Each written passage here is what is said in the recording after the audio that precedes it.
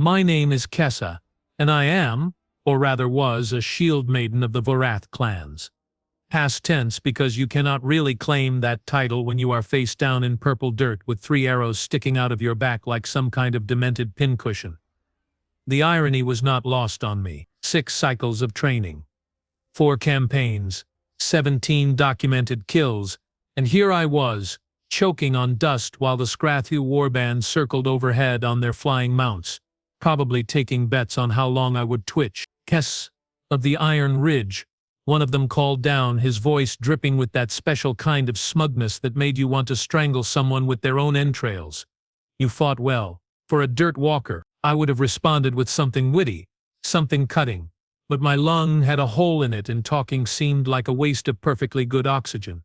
So I settled for raising one hand, extending a particular finger that meant the same thing in just about every language across the galactic arm. Universal gestures, bringing cultures together since the dawn of time. The Skrathu laughed.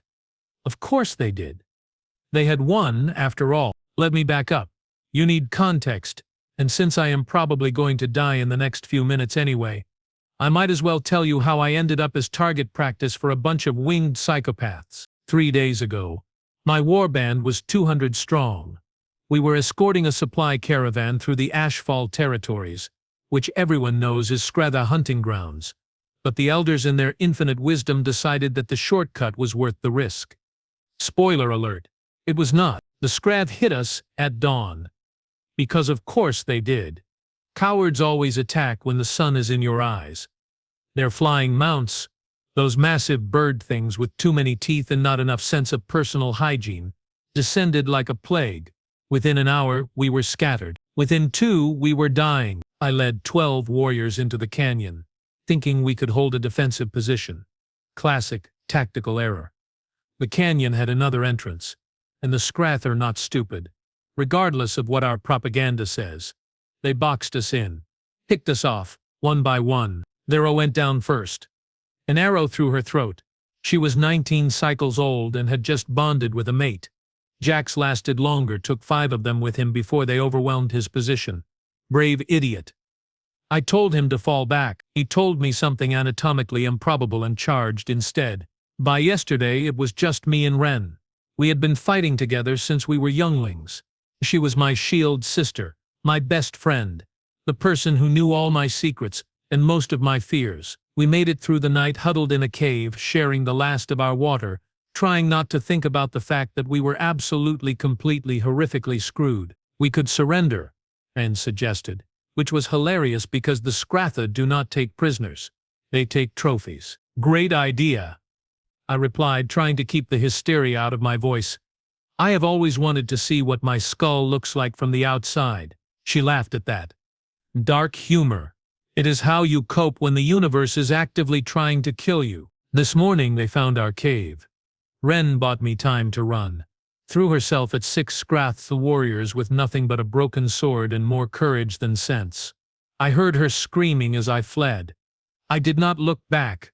I couldn't. Is the kind of thing that breaks you, and I needed to stay functional for at least a little longer. So I ran through the canyon, across the wastes, my lungs burning and my legs screaming. The Skrathu followed on their mounts, taking their time, enjoying the hunt. They could have killed me a dozen times over, but where is the fun in that? Better to let the prey run itself to exhaustion, let the fear really sink in. My spear was the last piece of my honor I had left. Forged by my father before he died, inscribed with the names of my ancestors, blessed by the temple priests. It had been with me through every battle, never failed, never faltered. It was more than a weapon. It was a promise that I came from a line of warriors who did not break. The universe has a sick sense of humor. I made my stand on a flat stretch of hardpan. Nothing but open ground for 50 meters in every direction. Terrible tactics, but I was out of options and running room. 5 Skrathu circled above, their mounts shrieking challenges. Their leader, the smug one who liked to hear himself talk, landed his beast 20 paces away. Kneel, he said, drawing his blade. And I will make it quick. I responded by hurling my spear at his face. He dodged. Barely. The spear embedded itself in the ground behind him, quivering. I had always had good aim. Not good enough. apparently. But you take your small victories where you can find them. Spirited, he said, sounding almost impressed. I will mount your skull above my hearth, a place of honor. How generous, I managed to croak. I will be sure to haunt you, nightly. We fought. I will spare you the details, mostly because they were embarrassing. He was fresh, rested, and had backup. I was running on fumes, blood loss, and spite. It went about as well as you would expect. He disarmed me, literally, nearly took my hand off with a strike that I barely turned aside. I rolled, came up with my spear thrust for his gut. He parried. My spear, my beautiful ancestral spear, my link to 10 generations of warriors, shattered. Just snapped clean in half like it was made of dried grass instead of folded steel and prayers. I stared at the broken shaft in my hands. That something crack inside my chest that had nothing to do with the arrows I was about to receive. This was it, the end. Not just of me, but of my line, my legacy, everything I was supposed to be. The Scratha warrior raised his blade. His friends above cheered, and then the sky caught fire. I am not being metaphorical. The actual sky, the blue expanse above us, suddenly blazed with light and heat, and a sound like the universe screaming. Something was falling. No, not falling. Descending. Fast. Too fast. A streak of white-hot fury that turned the air into glass and made the ground shake like it was having a seizure. The Scratha warrior stumbled backward, his blade forgotten, his eyes wide. What in the name of the ancestors? The thing hit the ground 50 meters away with an impact that threw me flat on my face for the second time that day. Sand exploded upward in a geyser. The shockwave rolled over us like a physical force. One of the flying mounts panicked, threw its rider and took off toward the horizon at maximum speed. Smart animal. When the dust cleared, there was a crater, a big one, and standing in the center of it, completely unharmed, was the strangest creature I had ever seen. It was bipedal. That was about where the similarities to any species I knew ended. Pale skin, not scaled or furred, 2 arms, 2 legs, all the standard equipment. But the proportions were wrong. Too tall, too broad through the shoulders. Its face was bare, no muzzle, no beak, just flat features, and these intense eyes that seemed to glow with reflected light. It wore strange armor, all hard angles, and interlocking plates, colored in shades of gray and black that seemed to drink in the sunlight. And it was smiling. Not a friendly smile. Not a happy smile. The kind of smile that said, I am about to ruin your entire day and I am going to enjoy every second of it. Well, the creature said, and its voice was wrong too. All smooth tones and confident cadence. That was a hell of an entrance. Anybody got a med kit?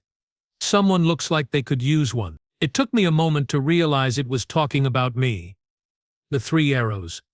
The blood. The general state of being mostly dead. Right. The Scratha warrior found his voice. What are you? Identify yourself or face the consequences. The creature moved. I have seen fast before.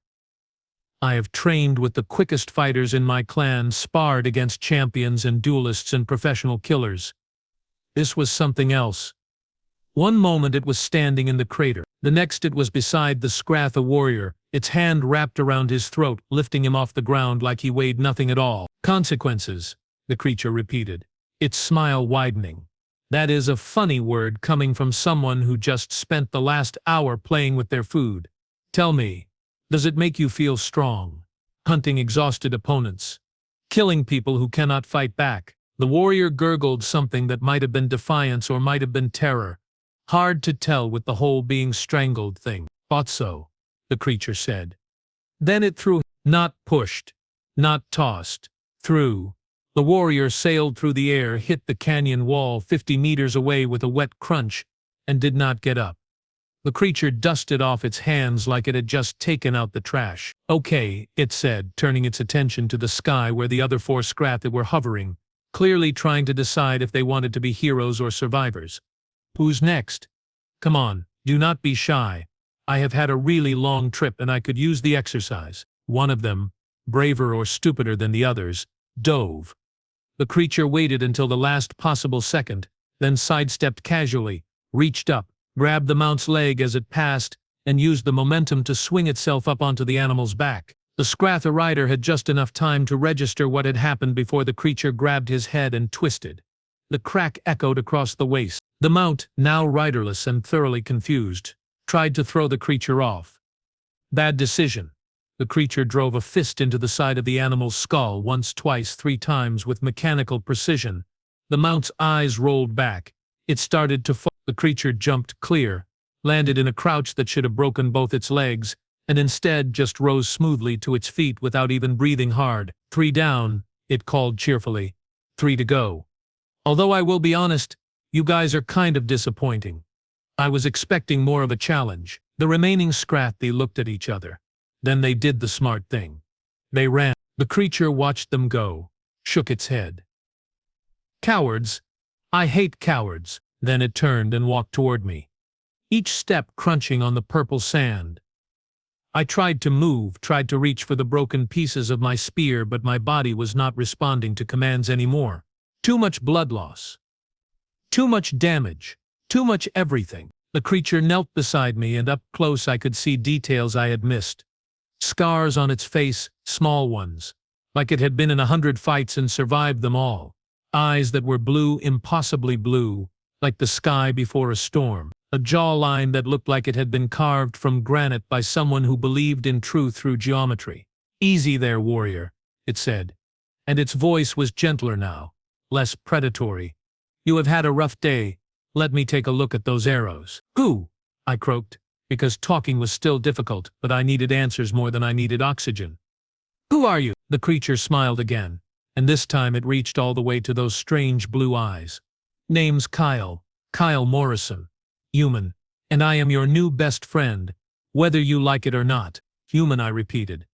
The word meant nothing to me. I had never heard of such a species. What is a human? Long story, Kyle said, examining my back with practiced efficiency. Short version? We are the species that the universe forgot to put a warning label on. These arrows need to come out. This is going to hurt. A lot. Try not to bite your tongue off. He did not wait for my consent. Just gripped the first arrow and pulled. I screamed. Could not help it. The pain was white-hot, all-consuming. The kind that makes you wish you were dead just so it would stop. He pulled the second one. I screamed again. By the third I was just making sounds, animal noises. Nothing human about them. Ironic choice of words, considering. There we go, Kyle said, tossing the arrows aside. Now for the fun part. Hold still. He pulled something from his armor. A small cylinder that hissed when he activated. Foam erupted from the tip, white and expanding, filling the wounds in my back with cold pressure. The pain did not stop, but it changed, became distant, manageable. Chemical magic. I had seen field medics use similar things, but never this effective. Military-grade trauma foam, Kyle explained, working quickly. Stops the bleeding, prevents infection, promotes healing. You will be sore for a week, but you will live. Probably. Assuming you do not do anything stupid like trying to fight someone in the next few hours. My spear, I said, because priorities. It broke. He glanced at the shattered weapon, then back at me. Yeah. I saw. That sucks. Looked like it meant something to you. Everything, I whispered. It meant everything. Kyle was quiet for a moment, his hands still working, sealing bandages, checking vitals. Then he said, I lost something important once. A watch. Belonged to my grandfather. He wore it in 3 wars, survived them all, passed it to me before he died. I lost it in a firefight on a planet whose name I cannot even pronounce. Felt like I had lost him all over again. What did you do? Kept fighting, he said simply, because that is what he would have wanted. That is what warriors do. We take the hits, we adapt, we survive. Your spear broke. You did not. That is what matters. Somewhere in my chest, something that had been clenched tight started to loosen. Just a little. Just enough. Kyle finished with the bandages and sat back on his heels. Can you stand? I can try. Good enough. He helped me up and the world spun for a moment before stabilizing. My back felt like someone had set it on fire and then stomped on the ashes, but I was upright. That was some. Where did you come from? I asked, looking at the crater, at the sky. How did you survive that fall? I did not fall, Kyle corrected. I dropped. There is a difference. As for where, that is complicated. Let's just say I was in the neighborhood and saw someone who needed help. Could not just fly past and pretend I did not notice. You flew! Drop pod, he explained. One-use emergency transport. Gets you from orbit to ground in about 90 seconds. Not comfortable, not safe, definitely not recommended by any insurance agency that values its profit margins, but effective. You came from orbit, I repeated slowly. You saw me from space and decided to crash land in a war zone to help someone you have never met. When you put it like that, it sounds stupid, because it is stupid. Maybe, Kyle agreed. But I have been told I have a terminal case of heroism. No cure. Fatal in most cases. I have learned to live with it, despite everything. Despite the pain and the fear and the fact that I had been seconds from death, I laughed. It hurt. Everything hurt. But I laughed anyway. Because what else could you do when the universe sent you a crazy person in armor who jumped from orbit to save your life? You are insane, I told him. Frequently, he agreed. But I am insane with a really big gun, so it balances out. Speaking of which, he reached behind his back and pulled out a weapon that looked like someone had taken violence and given it physical form. All black metal and glowing energy cores, compact but radiating threat like a sun radiates heat. Can you walk? He asked. Slowly. Then we should move. Those three who ran. They are going to come back with friends. Lots of friends. We need to be somewhere else when that happens. Where? Kyle pointed toward the canyon. I had spent the last 3 days dying in. Their defensible position, limited approach vectors, good sight lines. We can hold it until my ride arrives. Your ride? Did I not mention? My ship is inbound. Should be here in about 6 hours. We just need to not die until then. Just, I repeated. Just not die. I mean, ideally, we would do more than just survive, maybe have a nice meal, discuss philosophy, rate local architecture. But not dying is the bare minimum goal. Yes, we started walking. Or rather, he walked and I hobbled along beside him like a wounded animal, every step agony, every breath a struggle. He matched my pace without comment, scanning the horizon constantly, that massive weapon held ready. Thank you, I said after a while because it needed to be said. For saving me. Kyle glanced over, and there was something in his expression I could not quite read. Sadness. Maybe. Or memory. You not thank me yet. The hard part is just starting. Harder than fighting 5 Scrath warriors with arrows in my back? Way harder, he confirmed. We are going to have to survive long enough to become friends. That is always the tricky part. Why? Because, Kyle said, his smile turning rueful. In my experience, anyone I become friends with has a depressingly high chance of dying in spectacular fashion. It is kind of my thing. I am working on it. Comforting. I try. We reached the canyon entrance as the sun started its descent toward the horizon. The rocks still held the heat of the day, radiating warmth that felt good against my chilled skin. Kyle moved inside, weapons sweeping corners, checking approaches, every motion precise and professional. He had done this before. Many times before. Clear, he announced. Well clear of enemies. There are some bodies. Friends of yours? I followed him deeper into the canyon and saw Jack's where he had fallen, surrounded by Scrathdeck corpses. My throat tightened. Yes, I am sorry. War, I said, because what else was there to say? It takes everyone eventually. Not everyone, Kyle said softly. Not today. Today we are going to be the exception to that rule. He found a defensible position in a natural alcove, the kind of place you could hold against an army if you had to. He set up his weapon on a bipod, checked ammunition reserves, ran diagnostics that beeped and chirped in languages I did not understand. Then he pulled out rations, water, medical supplies, everything you would need to make a last stand comfortable. Eat, he ordered, tossing me a packet. You are going to need energy. The food was strange, compressed and tasteless, and vaguely metallic. I ate it anyway. Survival first, culinary criticism later. Kyle, I said between bites. Why did you really help me?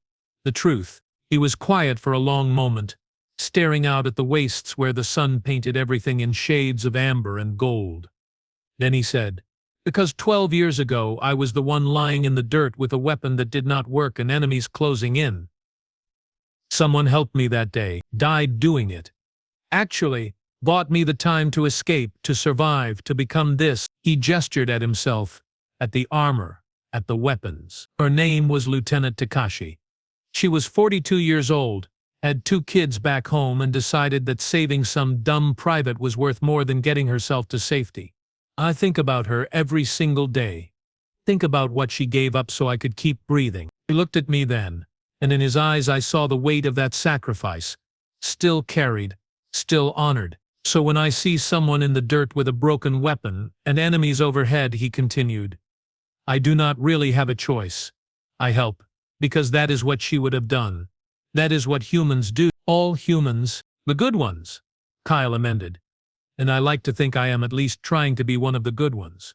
Night fell across the wastes, and with it came the sounds of the Scrathy regrouping. Lots of them, from the noise. Kyle listened, made adjustments to his weapon, checked his ammunition count again. "How many do you think?" I asked. 50, he said calmly. "Maybe 60. Hard to tell with all the echo. And there are 2 of us. 1.5, really, considering my current state." "Yep, we are going to die." "Probably not," Kyle said. "I mean, there is a non-zero chance. Sure, but I have been in worse situations. There was this time on Europa Station, where I had to fight off 200 mining mechs with nothing but a welding torch and aggressive optimism. This is practically a vacation by comparison." "You are insane," I said again. "So you keep saying," Kyle replied. "But I am still alive, so maybe insane is just another word for effective." The first Scrath came over the ridge an hour after dark, dozens of them, their weapons glinting in the moonlight. They saw us immediately. We were not hiding. Kyle had set up lights, bright ones, that illuminated our position like a stage. "Bold," I said. "Psychological warfare," he corrected. "They are expecting us to hide, to cower, to be afraid. Instead, we are sitting here in the open with lights on like we are hosting a party. Throws them off balance, makes them hesitate. Does it work? We are about to find out." One of the Scratheth, probably their commander, stepped forward. "Human," he called. "That is what you called yourself, yes?" "I am Commander Vex of the Scratheth War Clan. Surrender now and I will grant you a warrior's death. Resist and you will suffer before the end." Kyle cupped his hands around his mouth. "Counteroffer. You leave, right now, and I will not have to explain to your superiors how you lost 60 warriors to 1 human and a half-dead Varith. Think about your career here, Vex. Think about the paperwork." Silence. Then laughter from the Scrath lines. They thought he was joking. They were about to learn otherwise. Commander Vex stopped laughing first. That is usually a bad sign. It means someone has moved past amusement and into the anger phase, which in my experience leads to violence approximately 100% of the time. "You dare mock me?"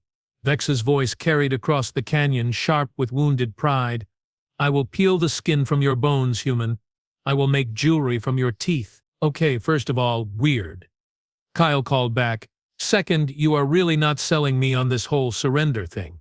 Third, and this is important, you have about 10 seconds to reconsider your life choices before I start demonstrating why humans are considered a galactic hazard in 6 different star systems." "You are 1 warrior," Vex sneered. "We are many. The math is simple." Kyle turned to me, his expression deadpan. He thinks math is simple. That is adorable. "Hey, Kessa, remind me later to introduce him to the concept of force multiplication. Assuming he survives, which, spoiler alert, he will not." "You are really going to antagonize them?" I hissed. "Right before they attack?" "Absolutely. Angry enemies make mistakes. Mistakes get them killed. It is basic psychology." He raised his voice again. 10 seconds, Vex. Clock is ticking. 9, 8. The Scratha commander snarled something in his native language that definitely violated several intergalactic decency laws. Then he raised his blade and screamed the order to charge. 60 warriors surged forward like a living wave, their weapons reflecting moonlight, their voices raised in battle cries that echoed off the canyon walls. It was terrifying. It was overwhelming.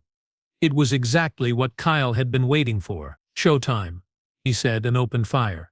The weapon in his hands did not sound like anything I had ever heard before. Not the crack of a rifle. Not the hum of an energy weapon. This was something else entirely. A deep resonant thrum that vibrated in your chest and made your teeth ache. Blue bolts of concentrated energy erupted from the barrel, each one leaving after images in the air like frozen lightning. The first Scrath warrior took a bolt center mass and simply ceased to exist from the waist up. The second lost both legs and dropped like a puppet with cut strings.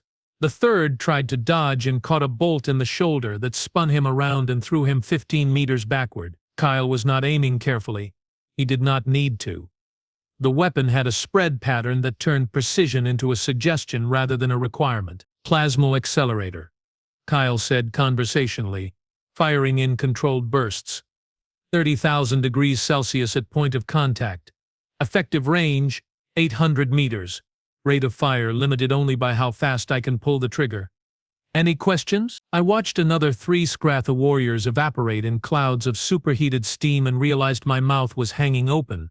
"That is not a weapon, that is a war crime. Only if you get caught," Kyle replied cheerfully. Another burst. Another 4 warriors down. Besides, war crimes are a legal concept that requires, laws, and since humanity is not technically part of the Galactic Council yet, we exist in this beautiful gray area where nothing we do is officially illegal. Yet, long story. Involves a lot of paperwork, some very angry diplomats, and an incident with a trade station that we swear was not our fault. He switched his aim to the left flank, where Scrathath warriors were trying to use rock cover to advance. The rocks exploded into molten slag under the plasma barrage. So did the warriors behind them. Okay, it was probably our fault. But in our defense, they started it. The Scrath charge faltered. You could see the exact moment when courage turned into doubt, when the simple math of many versus one transformed into the more complicated equation of many versus whatever in the frozen hell this thing was. Warriors started backing up. Some broke and ran outright. Vex screamed at them to hold position, to press the attack, but fear is contagious and his authority was evaporating faster than his soldiers. Kyle stopped firing. The sudden silence was almost as shocking as the violence had been. 27 down, he announced. 33 left. Those are bad odds, Vex. I am giving you one more chance. Leave. Now. Tell your clan leaders that you encountered something you were not equipped to handle. There is no shame in tactical retreat when you are outmatched. Outmatched? Vex's voice cracked with rage and disbelief. You hide behind superior weapons. Face me blade to blade, warrior to warrior, and I will show you what true strength means. Kyle sighed. Actually sighed, like he was disappointed. You know what? Fine. Sure. Let us do this the stupid way. He stood up, setting the plasma weapon aside, and drew something from his belt. A knife. Just a knife. Maybe 30 centimeters long, single-edged, with a handle that looked like it had seen serious use. Kyle, no, I said, trying to get to my feet and failing because, arrows and blood loss and general physical devastation. Do not be an idiot. Just shoot him. Cannot, Kyle said, vaulting over the rock barrier with insulting ease. Challenge has been issued. If I refuse, they will see it as weakness. Then we will be right back where we started. Except now I will have made this all personal. Better to handle it now. Make an impression they will not forget. He walked out into the open ground between our position and the Scrath lines, that small knife held casually in one hand. Vex met him there, his blade easily 3 times the size, serrated edges gleaming. They were maybe 10 meters apart when they stopped. "One-on-one," Vex said. "To the death." Agreed. Agreed, Kyle said. Though I feel obligated to mention that this is a terrible idea and you should really reconsider. I will wear your skull as a mask, Vex hissed. And they say romance is dead, Kyle replied. They moved simultaneously. Vex was fast. I had to give him that. He crossed the distance between them in 2 bounds, his blade coming down in an overhead strike that would have split Kyle from crown to crotch. Should have split him. Except Kyle was not there anymore. He had sidestepped, minimal movement, maximum efficiency. And now he was inside Vex's guard. The knife flashed once. Blood sprayed. Vex staggered backward, a red line across his chest, shallow but painful. His eyes went wide. Too slow, Kyle said. Try again. Vex did. Series of strikes, fast combinations, high and low, trying to overwhelm through speed and aggression. Kyle parried, blocked, deflected, his movements small and precise. Every attack Vex threw was answered with a counter that drew blood, shallow cuts. Lots of them. Death by 1,000 small wounds. You are toying with me, Vex gasped. After the 10th cut opened his shoulder. Yes, Kyle confirmed. Because I want your warriors to see this. Want them to understand. You are not slower than me. You are not weaker. You might even be braver, though that is debatable. But you are fighting someone who has trained for this since he was old enough to hold a weapon. Someone who has survived battles on 30 different worlds against 50 different species. You are skilled, Vex. I am experienced. There is a difference. Vex screamed and charged, all technique abandoned in favor of raw fury. Kyle waited until the last second, then dropped low, swept Vex's legs, and rode him down to the ground. The knife went to Vex's throat. Stopped. Did not cut. Do you yield? Kyle asked quietly. The canyon went silent. Every eye was on them. Every breath was held. Vex's blade was 3 meters away where it had fallen. His warriors were too far to help. It was beaten and he knew it. But pride is a funny thing. It makes you do stupid things even when you know better. I yield, Vex said. The words dragged from somewhere deep and bitter. I yield to the human. Kyle stood, offered his hand. Vex stared at it like it might be a trick. Then slowly he took it and let Kyle pull him to his feet. Go home, Kyle said. Tell them what happened here. Tell them that humans do not start fights, but we sure as hell finish them. Tell them that the next time they think about preying on exhausted warriors and innocent travelers, they should remember this night. Vex nodded once, sharp and military. Then he turned to his warriors. We leave. Now. And we speak of this to the clan elders. All of it. They withdrew in good order, carrying their dead, leaving only scorch marks and bloodstains as evidence they had ever been there.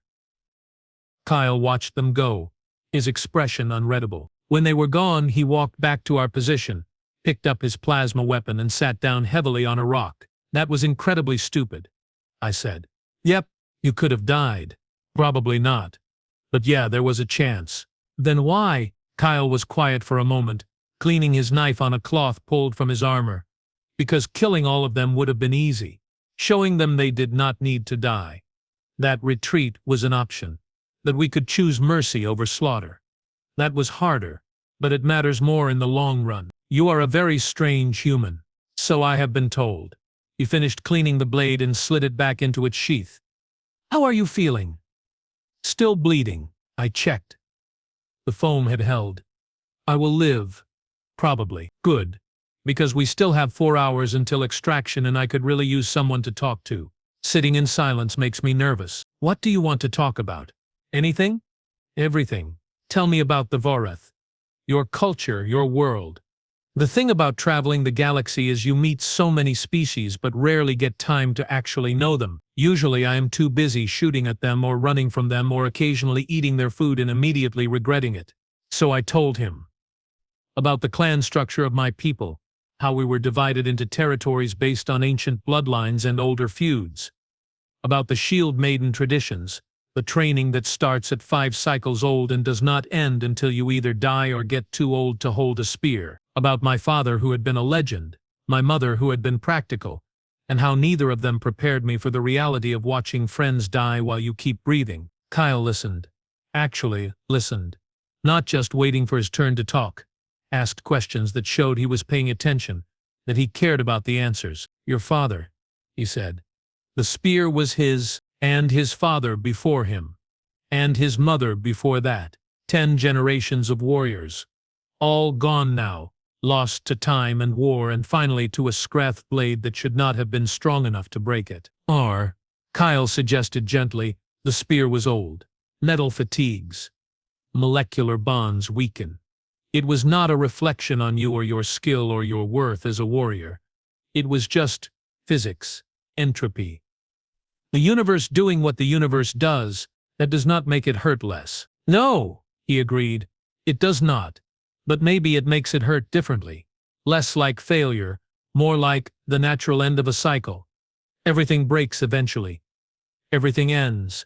The question is what you do afterward. Easy for you to say. You still have your weapons.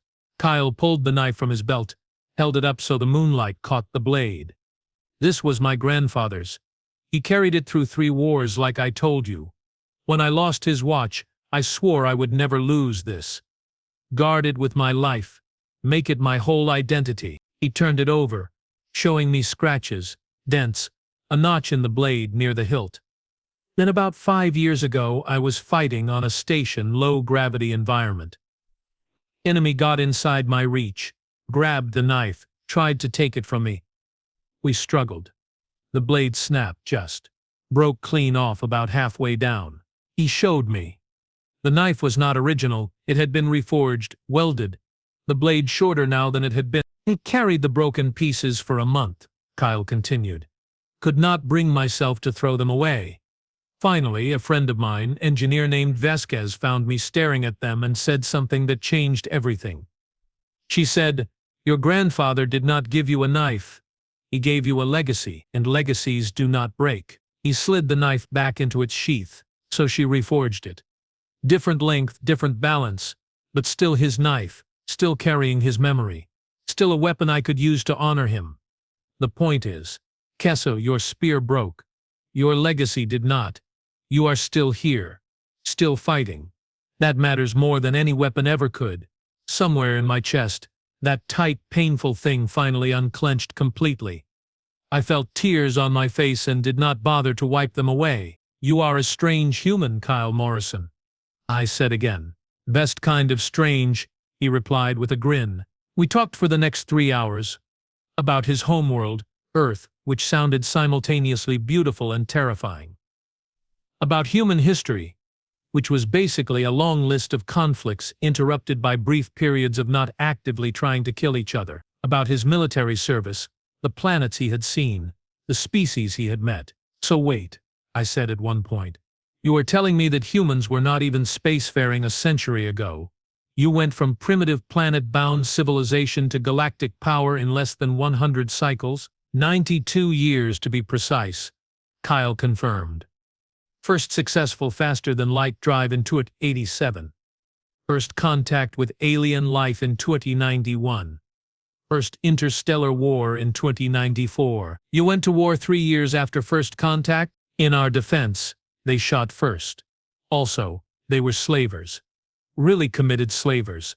Like slavery was their entire economic model. We took exception to that. Politely at first, and then wait progressively larger explosions until they got the message. And the Galactic Council did not intervene? Could not, Kyle said. Humans were not part of the Council, which meant we were not bound by Council laws. A lot of governments tried to tell us we could not fight the slavers. We informed them, politely, that they could either help or get out of the way, but they were not going to stop us. Turns out when you are willing to strap a fusion reactor to a cargo ship and ram it into a slaver station at 0.95 light speed, people learn to take you seriously. That is insane. That is humanity, Kyle corrected. We are the species that looked at the peaceful galactic community and said, "Cool, but what if we did not do it that way?" We are chaos incarnate. We are the glitch in the simulation. We are the reason every major power now has a contingency plan filed under what to do if the humans get bored. Are you bored often? Constantly. It is a problem. A sound from above made us both look up. Lights in the sky descending fast. Kyle's ride, right on schedule. The ship was not large, maybe 30 meters long, sleek and angular, with engines that glowed blue-white and left tracers in the air. It settled into a hover above the canyon floor, landing ramp extending with a hydraulic hiss. "That is my cue," Kyle said, standing and offering me his hand.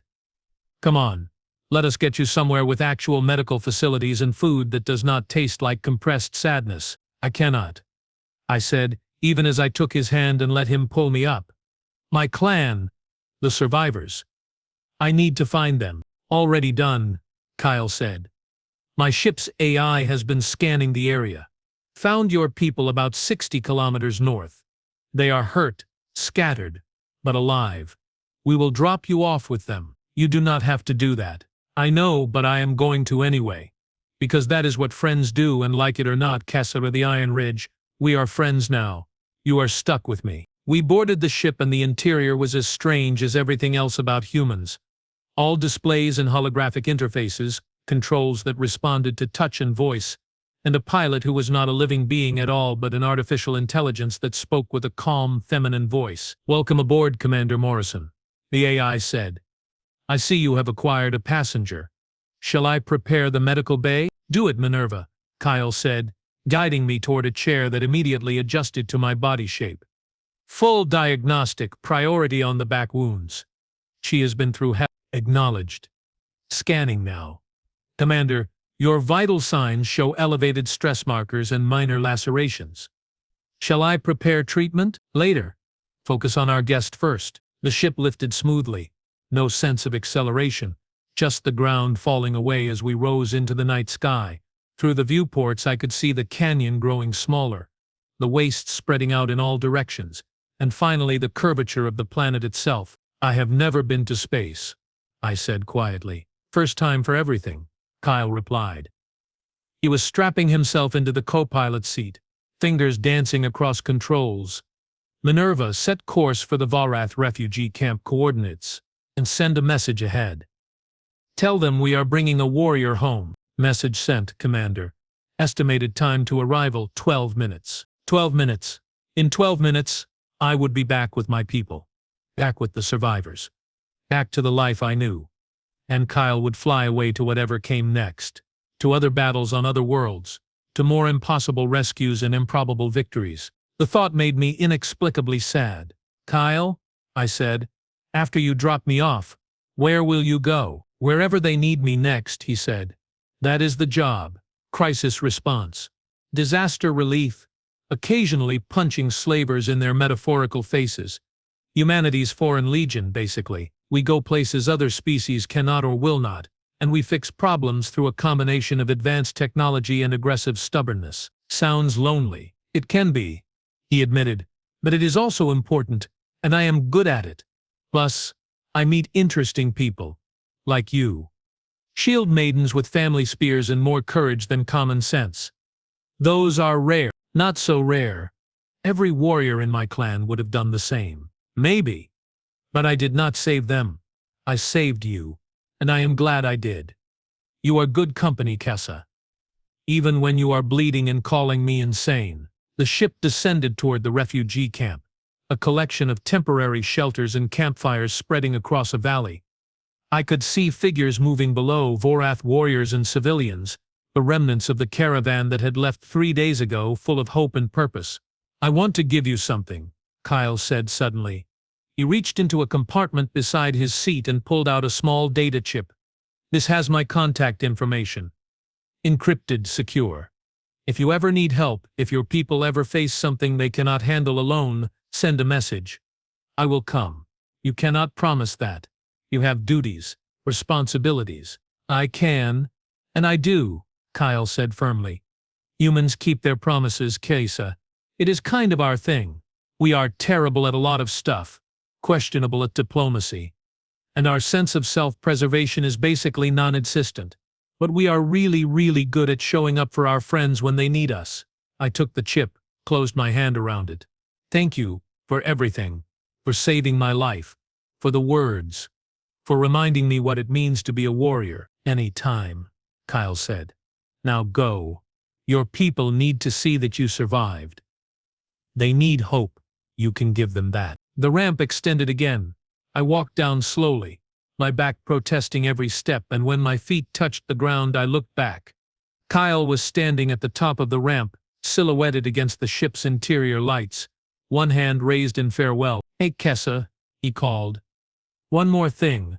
When you get a new spear forged, make sure they know it is yours. Not your father's. Not your grandfather's. Yours. Build your own legacy. I have a feeling it is going to be a good one." Then the ramp closed. The ship lifted, and in seconds it was gone, just another light in the sky indistinguishable from stars. My clan sisters found me standing there staring upward. Rena was alive, injured but walking. And when she saw me she screamed and ran forward, catching me in a hug that hurt my wounds and my heart in equal measure. "We thought you were dead," she sobbed. "The Scratha, the arrows. We thought I was," I said, "almost." And then the strangest thing happened. A human fell from the sky. They wanted the full story, of course, wanted details and descriptions and explanations for how one warrior, one human, could scatter 60 Scrati and walk away without serious injury. I told them everything. The plasma weapon, the knife fight, the mercy shown and received, the words about legacies and broken spears and how endings were just transitions waiting for new beginnings. By the time I finished, the camp had gone quiet.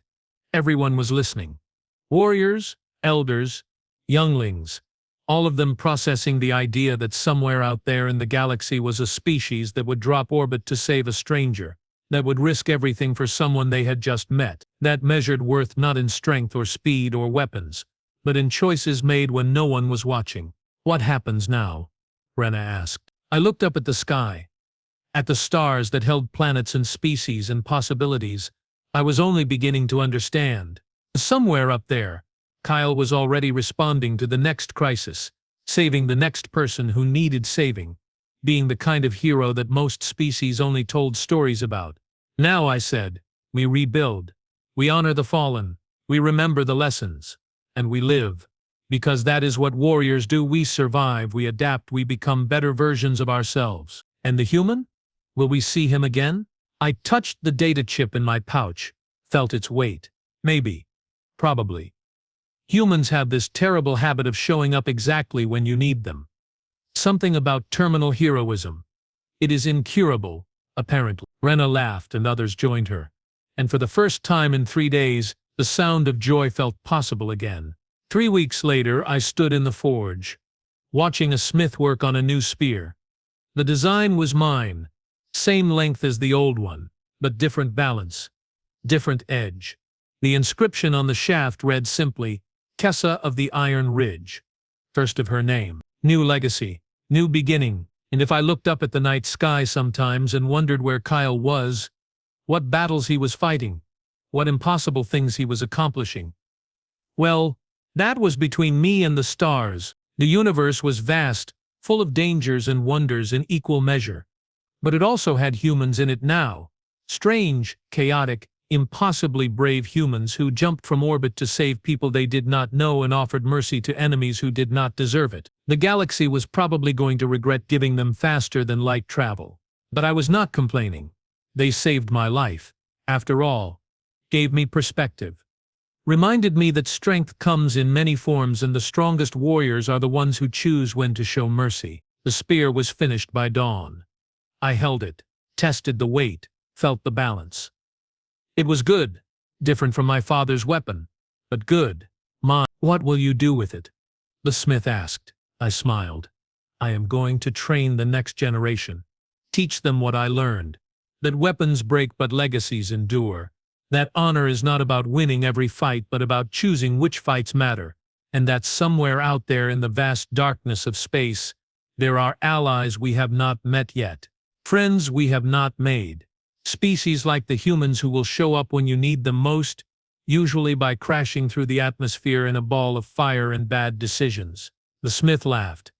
"Sounds like a good lesson. The best kind," I agreed. "And if someday, years from now, I had to use that contact chip, had to call in a favor from a human who promised to come when needed, I knew exactly what would happen.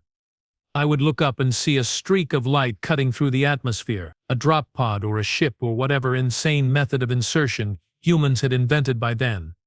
And Kyle or someone like him would step out with that characteristic smile and say something like, 'Sorry I am late. Traffic was murder.' Ready to ruin someone's day, because that is what humans did. They showed up. They fought beside you. They turned impossible odds into merely improbable ones. They were chaos and courage and compassion wrapped in armor and bad jokes. They were, in short, exactly what the galaxy needed, even if it did not know it yet." I walked out of the forge into the morning sun, my new spear on my shoulder, my wounds healing, my spirit restored.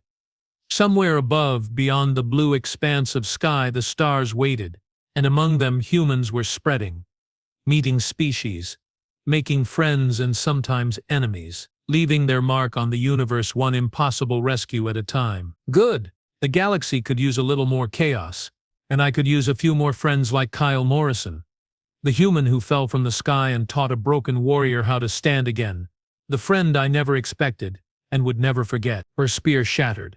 Hope was gone. Then a human fell from the sky. Best thing that ever happened to me.